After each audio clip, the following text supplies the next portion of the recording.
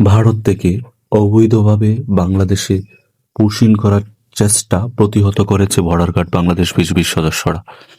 সীমান্তে দায়িত্বরত বিজিবি সদস্যদের সতর্ক অবস্থান এবং তাৎক্ষণিক পদক্ষেপের কারণে পুশিনের চেষ্টাটি ব্যর্থ হয়েছে।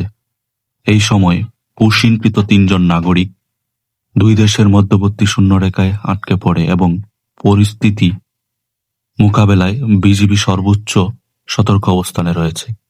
দেখতে পাচ্ছেন রাতের বেলায়ও বিজিবি কঠোর অবস্থানে রয়েছে এবং যার ফলে বিএসএফ শত চেষ্টার পরেও পুশিং করতে ব্যর্থ হয়েছে।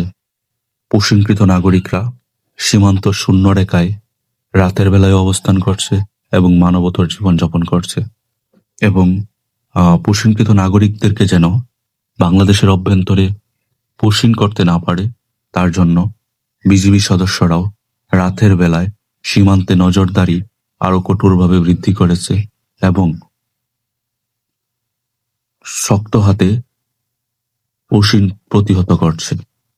সীমান্তে নিরাপত্তা সংশ্লিষ্টদের মতে দেশের সার্বভৌমত্ব সীমান্ত অখণ্ড রাখায় বিজিবি সবসময় দৃঢ়তা অবস্থান রয়েছে।